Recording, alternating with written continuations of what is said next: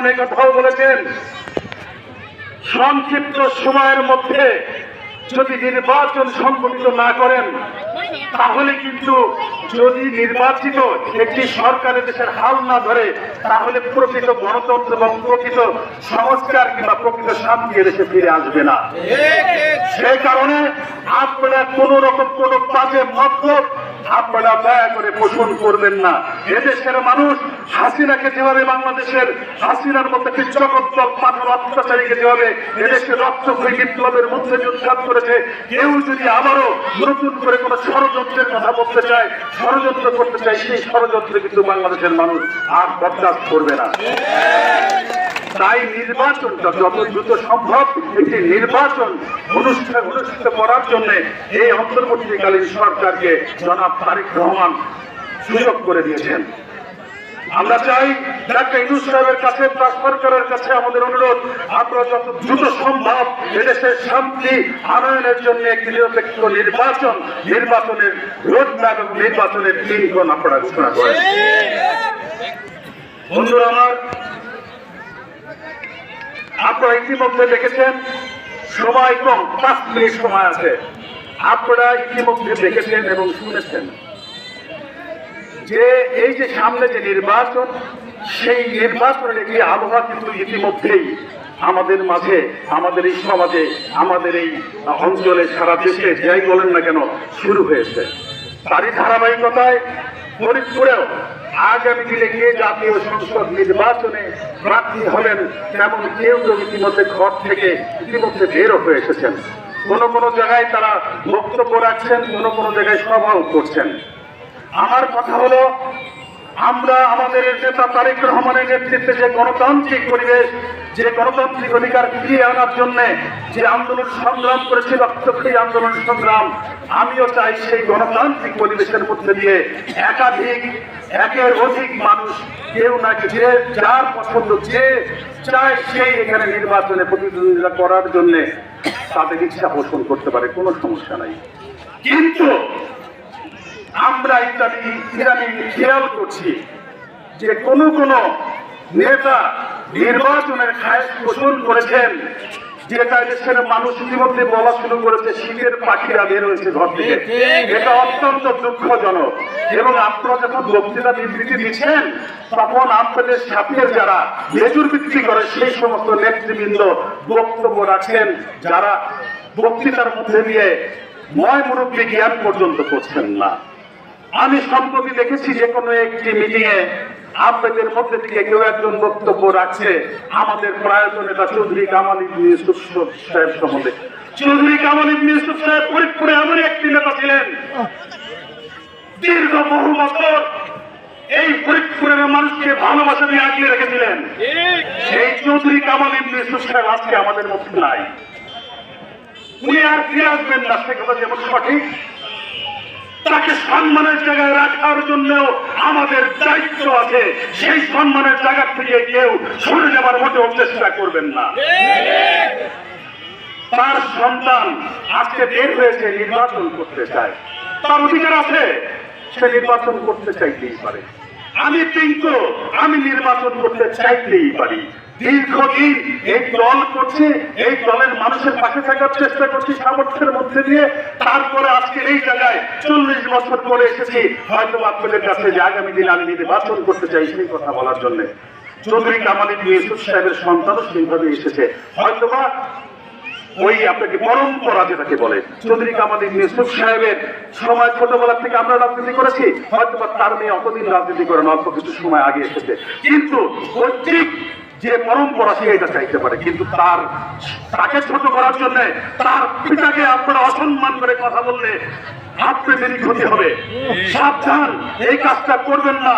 আমরা ফরিদপুরের মানুষ কিন্তু ময় মুরব্বীদেরকে অসম্মান করার জায়গায় যেতে চাই না।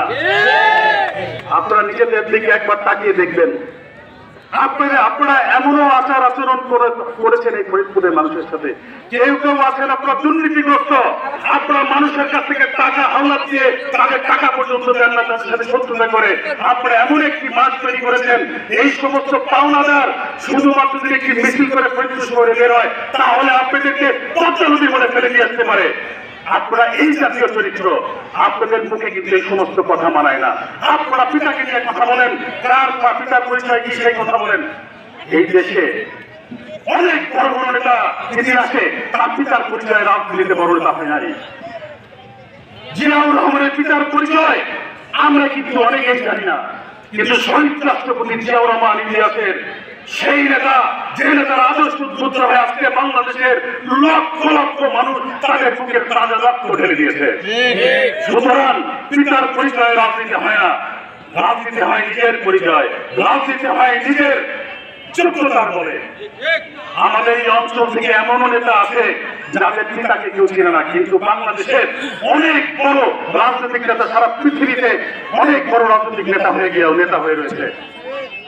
সুতরাং পিতৃ পরিচয়ের কথা আনবেন না, নিজের পরিচয় নিজেরা কি আচরণ করছেন এবং নিজেদের মধ্যে কয়েকজন চাঁদাবাজ আছে যে চাঁদাবাজির মধ্যে দিয়ে ফরিদপুরের মানুষ ইতিমধ্যে আপনাদেরকে জানে যে আপনারা চাঁদাবাজ, আপনারা মানুষের কাছ থেকে টাকা লুণ্ঠন করেন, আপনারা যত অনিয়ম যত অন্যায় সেগুলি করে বেড়াচ্ছেন। তারপরে আপনারা মাইক্রোফোন পেলে আপনারা কোথায় পিন্টুর বাপের পরিচয় কি, ওই নারায়ণ ইসলামের বাপের পরিচয় কি, তার বাপ তাদের বাপকে নিয়ে কথা বলেন। সাবধান হয়ে যান, ফরিদপুরের মানুষ কিন্তু এই সমস্ত বরদাস্ত করবে না।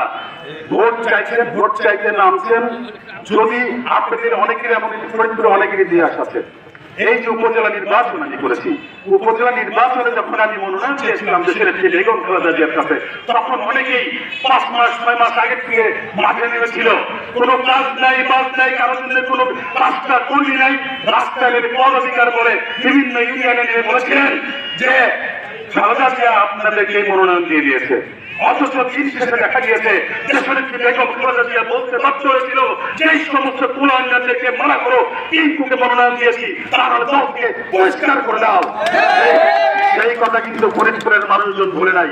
অতএব আপনাদের এই রাজনৈতিক ইসলামবাদী ফরিদপুরের মানুষ জানেন, ভালোই ভালোই আসেন, মানুষের সাথে ভালো ব্যবহার করেন, সুন্দর সুন্দর সম্মান দেন।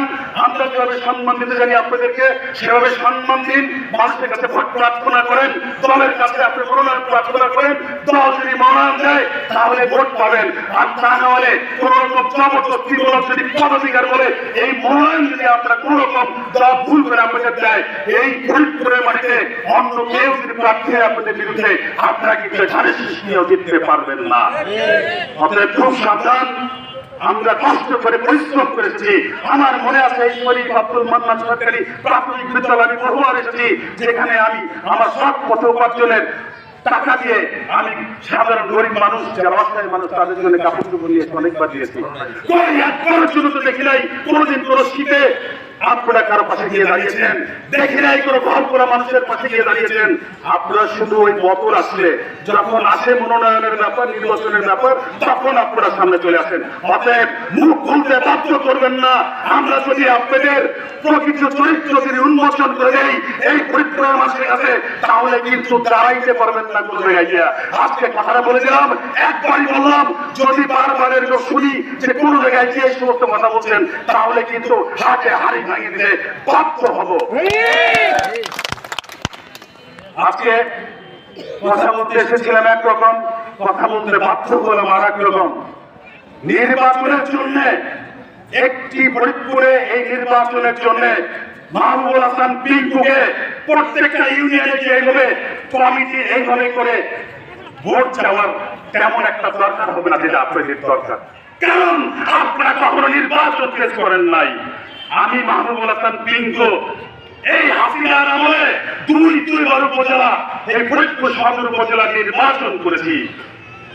2014 সালে ওই চক্রদল পাথর দানব মোশাররফ সাহেবের, যখন মোশাররফ সাহেব কাউকে মানুষ মনে করে না, সেই সময় আমি নির্বাচন করে ফরিদপুরের মানুষ আমাকে 1 লক্ষ ভোট দিয়েছিল।